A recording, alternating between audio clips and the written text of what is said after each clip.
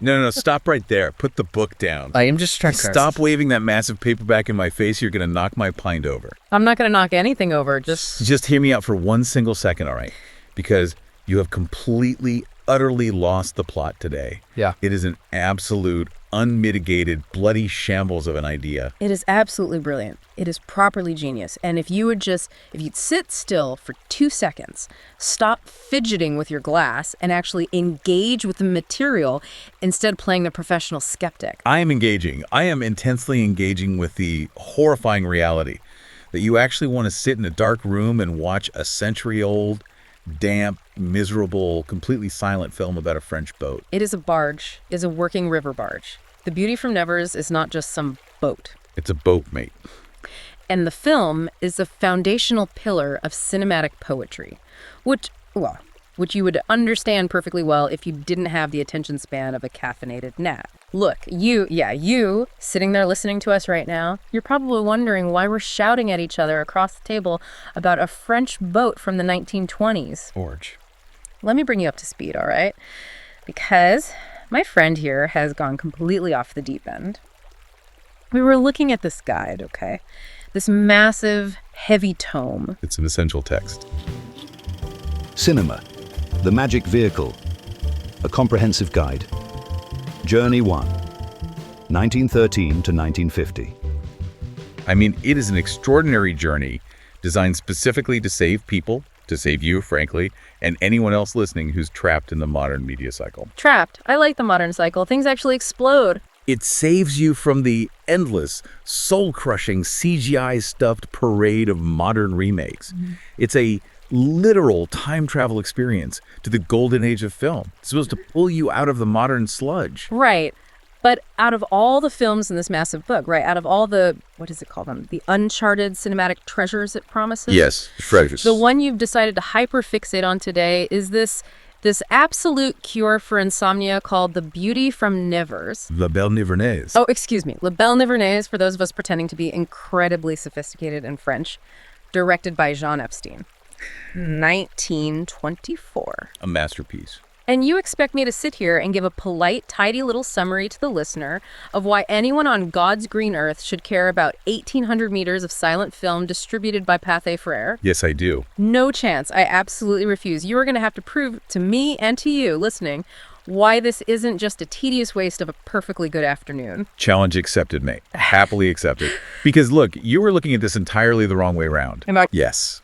You are looking at a masterpiece of French Impressionist cinema, and all you are seeing is a wet piece of wood floating down a ditch. I'm seeing reality, which is clearly something you've detached from. I have not. Let's actually look at the narrative of this so-called poetic masterpiece, shall we? Let's break down this plot. Fine. Let's look at the narrative. Which, by the way, was adapted by Epstein from a short script by Alphonse Daudet. So here we go. Brace yourselves for the thrill ride of the century. You're being ridiculous. A boy named Victor, played by Maurice Touzet, is adopted by a family living on a river barge. Yes. The titular barge, the Beauty from Nevers. Right, the magical floating canal boat. So little Victor grows up floating aimlessly around the rivers and canals of France. It's not aimless. It's a working. Very scenic, I'm sure. Very dull. Then, out of nowhere, massive plot twist, his real father finds him. It's a dramatic, inciting incident. Idle over, the kid is ripped from the boat, dragged onto dry land, and sent off to be properly educated at a posh boarding school. Because his father wants a better life for him. Right, and he absolutely hates it. Loathes the school, falls mysteriously and dramatically ill. It's the stress of the separation. Because of course he does. It's a 1920s melodrama, mate. You can't just have a cold. You have to have a spiritual fever. It is a manifestation of his psychological... And the only way to cure this completely ambiguous non-medical illness is a tense negotiation between his real dad and his adoptive dad. Yes. They agree that if the boy miraculously recovers from his bad vibes, he can go back to the barge. You make it sound so trite. It's a profound exploration of paradise lost and regained. It's about the innate human longing for a sense of belonging and... Hold on a second. Wait. I haven't even got to the best part. There is no best part in the way you're... He goes back to the barge, right? Yes. And what does he do when he gets there? He marries Clara, his adoptive sister. Oh, for heaven's sake. Played by Blanche Montel, he marries his adoptive sister. That's a bit dodgy in places, mate. Are you joking? They're not blood relatives. We're supposed to be swooning over a poetic romance, and it's basically Game of Thrones on a canal boat. Oh, don't be so painfully modern and literal. Do you have any cultural elasticity at all? I have enough elasticity to know you don't marry the girl you shared a bathtub with when you were 5. You are entirely missing the emotional core of the film by obsessing over a plot point that was perfectly standard in 19th century literature. Standard. Hello, father who adopted me. I'd like to wed your daughter who I grew up calling my sister. That's standard. In the context of the era, yes. Look at Wuthering Heights. Wuthering Heights is about psychopaths. Look at Mansfield Park. Fanny Price marries Edmund Bertram. They were raised in the exact same house. Yeah, and that's weird too. You are treating this like a scandalous clickbait tabloid headline when it is in fact a deeply sensitive, quiet, and nostalgic reflection on belonging. Sensitive. Yes. You are reducing a profound narrative about alienation into a sheet punchline. It's melodramatic nonsense. It is an absolutely ridiculous narrative arc. You get sick because you miss a boat, and you get better because you get to marry the girl who used to share your childhood porridge. Look, if Epstein had given it a straight treatment, yes. Uh-huh. So you admit it. If he had just shot the plot exactly as you aggressively summarized it, yes, it probably would not have given such fine results. But Epstein elevates it. By putting it on water. You have to look at the context of his career to understand how he elevates it. Look at his earlier film, Faithful Heart. I don't want to look at Faithful Heart. I want to talk about the dodgy barge wedding. Well, I'm making you look at it, so pay attention. Yeah. And you listening, you need this context too. Faithful Heart. Here we go. Lecture time. It came out just a year prior in 1923. And it was defined by rapidly edited, intensely kinetic high drama. It was aggressive. Aggressive how? Like action scenes? Yes. He used massive close-ups, incredibly fast-cutting, overlapping images. It was almost like a 1920s Michael Bay film in terms of visual aggression. Okay, now that actually sounds quite good. It was designed to disorient you, to physically overwhelm you. And then, with The Beauty from Nevers, Epstein pulls off a massive, deliberate tonal shift. Oh, no. He completely abandons the rapid editing. The high drama gives way entirely to quiet, deliberate, nostalgic reflection. Wait. Quiet reflection. Let's translate that for a second for everyone listening. You don't need to translate anything. Quiet reflection is just academic film critic code for absolutely nothing happens. It is incredibly reductive. Are you seriously sitting there telling me that a film where the director actively decides to stop editing rapidly and just look at things is a masterpiece? Yes. It sounds like he got lazy. Oh, I'm tired of cutting film. Let's just leave the camera running on a piece of damp wood. He didn't get lazy, you absolute Philistine. He changed his entire cinematic vocabulary to serve the story. The story required a completely different rhythm. Rhythm. Yes. You can't shoot a story about the lazy, bobbing rhythm of a river with the aggressive, fast-paced cuts of a city thriller. The medium has to match the message. He realized that the frenetic energy of his past work just wouldn't serve Daudet's story. And the actors, Jean David, Evremont, Cassine Tate, and Max Bonnet, Pierre Hot, Jean Delacroix, they all had to adapt to this slower internal pace. Look, it's a boat moving at 2 miles an hour down a canal. What rhythm? A metronome set to comatose. Which brings me perfectly to the visual language of the film, which is properly genius. Oh, here we go with genius again. You have Paul Guichard on photography, and Epstein co-editing with R. Allen. They didn't just film a boat. They pretty much did. No, they used water as the central visual theme and the emotional key to the entire film. Oh, rubbish. Water as a muse. You can't be serious. I am entirely serious. It's a river, mate. It's wet, it's cold, and it moves. That's rubbish. You're telling me that pointing a camera at a canal is some sort of revolutionary cinematic achievement? In 1924, used this way. Yes. I can go down to the Thames right now, stare at the murky water, and I promise you I won't experience a profound romantic mood. I'll just be freezing cold and probably smell like owlie. The Thames is a massive, industrialized tidal river cutting through a metropolis. Water is water. It is not. We are talking about the rural, meandering rivers and canals of France in the 1920s. And yes, Epstein was absolutely captivated by water. Weird hobby, but all right. It started with his earlier films in Brittany, and it became his muse for the rest of his life. Because water isn't just a setting in this film, it's a mechanism. A mechanism for what? Getting wet? A mechanism for dictating the psychological pace of the film. Oh, wow. The laziness of those rivers, the gentle bobbing of the canals, it actively generates the romantic mood. It dictates a slow but completely changeable rhythm. You're just making this up. I'm not. Er. When the water is placid, the editing is slow. Yeah. When the characters hit turbulence, the water literally hits turbulence. You're romanticizing it just as much as he is. It's just B-roll. It is not B-roll. It's just establishing shots of water to cover up the fact that they ran out of plot. Explain to me, and explain to the listener right now, why misty vistas of bridges and slowly passing riverbanks are supposed to be revolutionary to a modern viewer. Because of how it's used to convey. We're trying to catch up on film history here, right? We have high-definition drone shots of every single river on Earth now on YouTube. That's entirely different. I can watch a 4K drone fly over the Amazon right now while I eat a sandwich. Why should I care about Paul Guichard's blurry 1924 riverbanks? Because it wasn't just geographical establishment. It wasn't just to say, look, we are in France.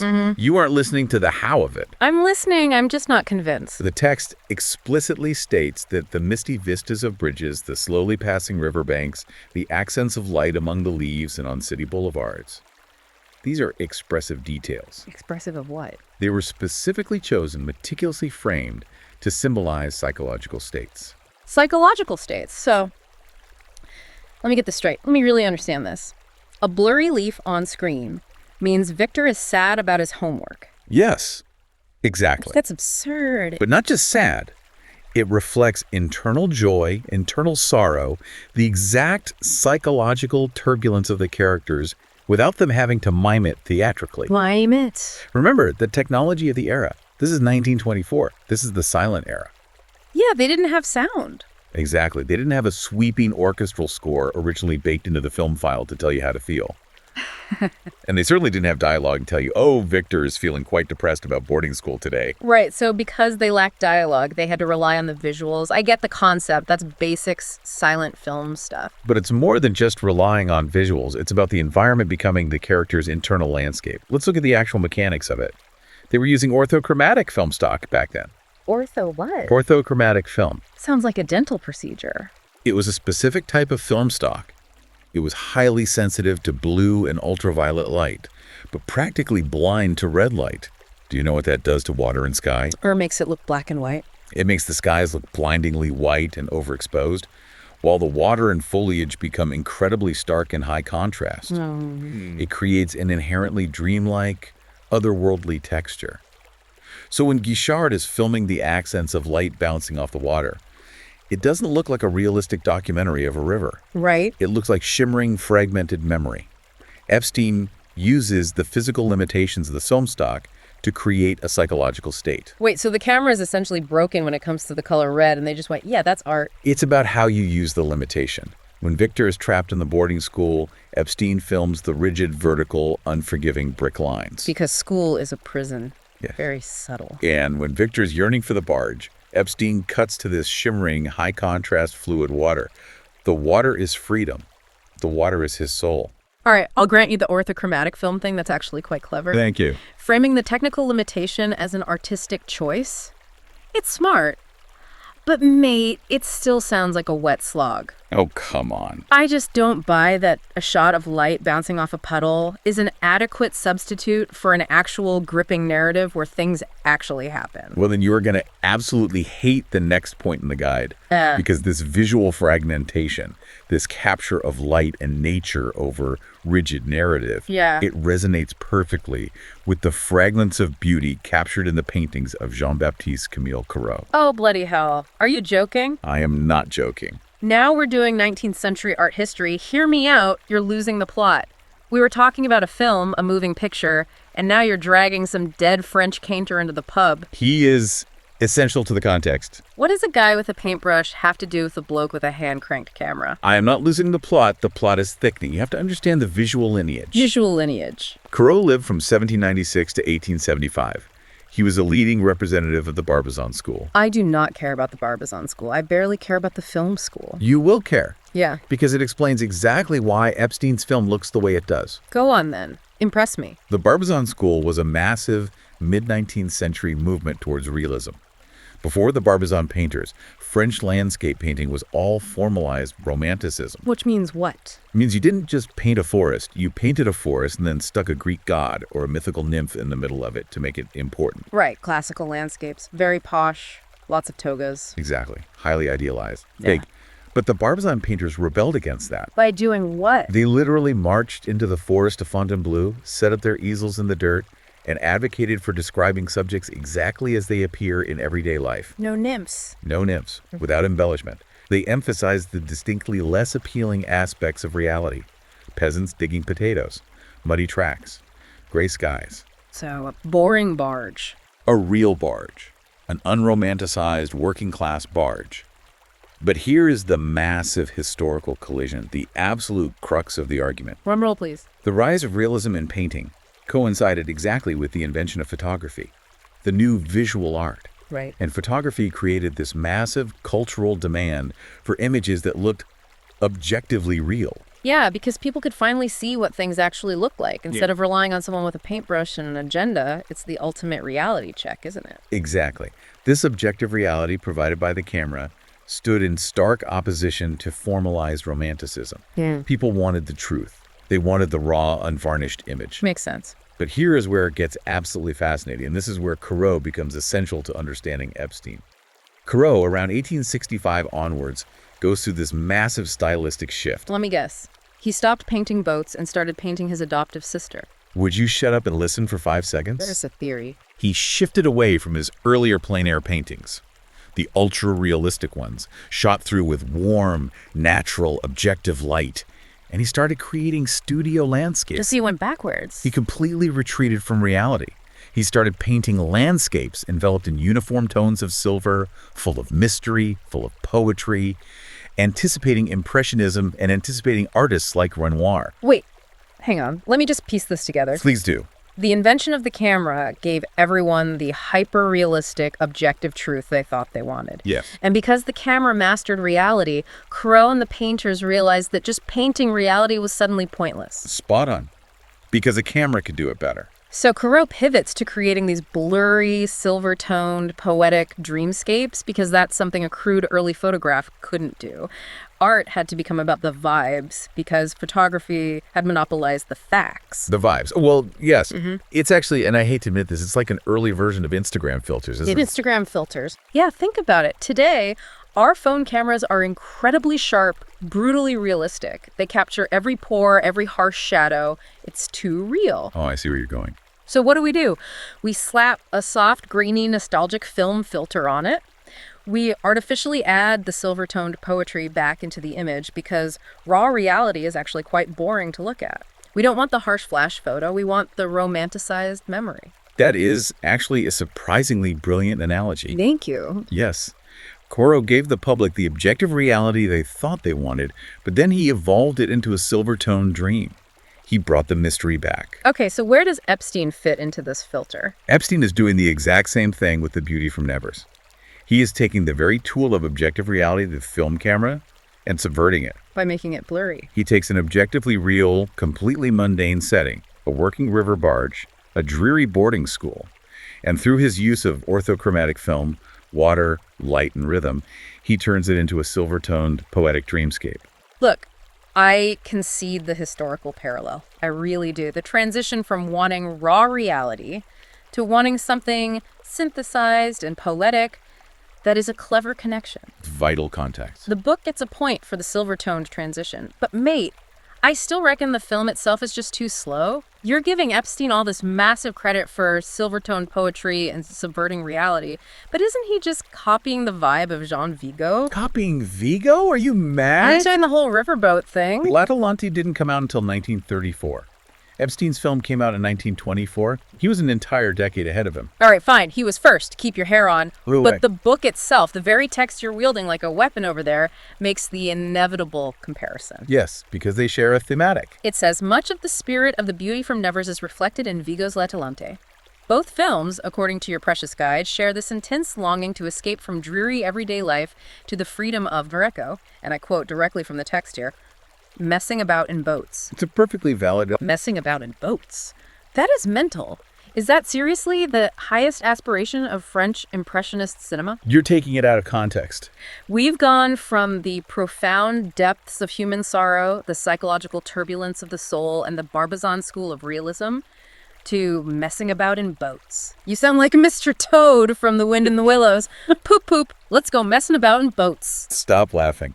It is a thematic summary. The barge represents freedom from the rigid, land-based structures of society. Messing about in boats? I can't get over that phrase. It entirely undercuts your whole argument about this being a towering, serious work of high art. It does not undercut it. You've spent 20 minutes building up Epstein as this tragic philosopher of light, and the ultimate thesis is just a lad wanting to skip school to muck about on a canal. No, it doesn't undercut it because the text makes a very sharp, very important distinction between the two directors. Epstein is actually much less nostalgic than Vigo. Wait, less nostalgic? 10 minutes ago you were banging on about how the film was a quiet and nostalgic reflection. You literally used those exact words. I did use those words, yes. Which is it? Is he nostalgic or isn't he? It can be both. He can reflect on nostalgia without being blinded by it. That is the nuance you're steamrolling over. Let's break it down. Oh, good. Another breakdown. Vigo romanticizes the escape. Vigo's L'Atalante is deeply, intensely lyrical and dreamlike to the point of outright surrealism. Vigo is looking back through the hazy, soft focus lens of pure emotion. But Epstein is meticulously specific. Specific about what? How slowly the water moves? How many planks of wood are on the deck? Specific in portraying the precise mechanisms of joy and sorrow. Specific in portraying the exact sequence of events. The sequence of events. Yes, he doesn't just throw up a blurry image of a river and say, feel sad. He uses his expressive details, the light catching the ripples, the shadow under the bridge, to symbolize very specific, transient psychological states. Nostalgia, pure nostalgia, often blurs the lines, doesn't it? It creates a hazy, perfect memory that never actually existed. Right, the good old days syndrome. Exactly. But Epstein doesn't do that. He maintains the grounded, muddy, Barbizon-style reality of the barge while elevating its emotional resonance. He shows the dirt. He shows the mundane reality. But he makes it poetic. Are we seriously having a fever pitch debate over the exact definition of nostalgia and whether it makes a film better or worse? It's a crucial distinction. Because if Epstein is so specific, if he's so rigidly grounded in the sequence of events as you claim, then we are right back to my original problem. It is. The sequence of events is deeply weird.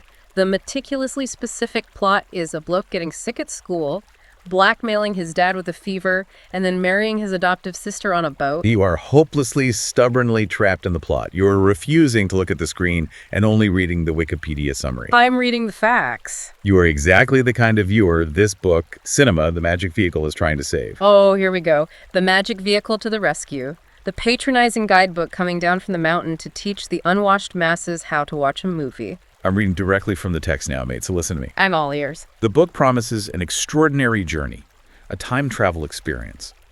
It says that exploring these films helps you understand how political, social, and cultural events shape the spirit of the period. It provides incredibly valuable historical context. You cannot judge a 1924 film by 2026 standards. Yeah, I read the text too. And let me ask the listener, right now, put yourself in their shoes. Please do. Do you really need a massive, dense guidebook to tell you how to watch a film from 1924? If a film is truly a masterpiece, shouldn't it transcend its era? Shouldn't it speak to me right now without me needing a master's degree in the Barbizon school to appreciate it? You don't need a master's degree, you just need patience. The book promises all these uncharted cinematic treasures, but isn't it just looking through the ultimate pair of rose-tinted glasses? Isn't it just romanticizing an era where they literally didn't even have the technology for synchronized sound? They didn't need sound. That is the entire fundamental point that you're completely missing. Everyone needs sound. These silent film masterpieces evoke massive, overwhelming emotions entirely without words. Because they lack dialogue, it forced the visual language to do all the heavy lifting. It forced directors to be visual poets. And now we have dialogue, so we don't have to stare at a blurry puddle for 10 minutes to know a character is sad. We can just have them say, I am sad. It's efficient. It's lazy. Modern cinema, the stuff you probably sit on your sofa and consume for 10 hours a weekend, is just noise. It's entertaining. It's endless expositional dialogue explaining the plot to the audience because filmmakers don't trust the visuals anymore. They don't trust the audience to feel anything unless a character loudly announces what they're feeling. Modern cinema has pacing. It has narrative drive. It respects the viewer's time. I don't want to spend 3 hours interpreting the psychological meaning of a leaf. Modern cinema has repetitive, sanitized sludge. It is a conveyor belt of IP and remakes. This book is essential for anyone who feels bogged down by today's media landscape. It takes you across diverse styles, genres, and themes.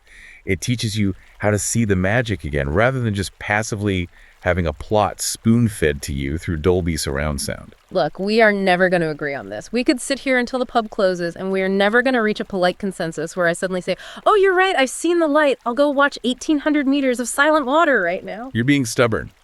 The beauty from Nevers still sounds to me like a damp, sleepy boat ride with a highly questionable family dynamic at its core.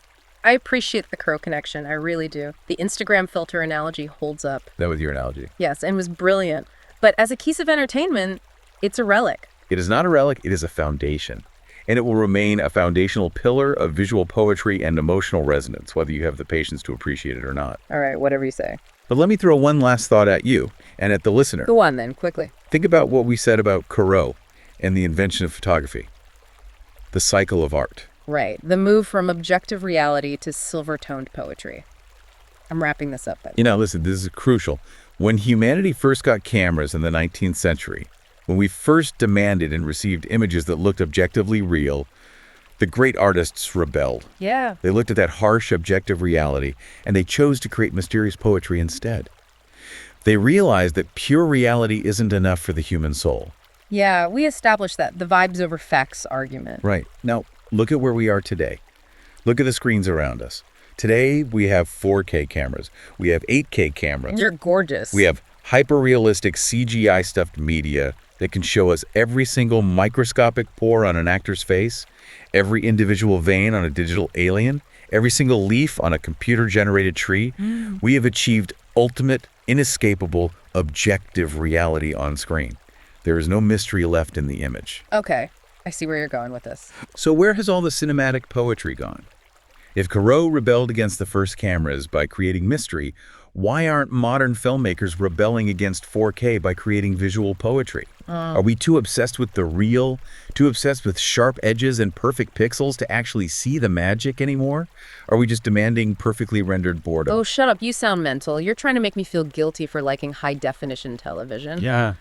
I'm going to the bar. You want a crisp, objective pint or a blurry, poetic one? Actually, don't answer that. I'm off.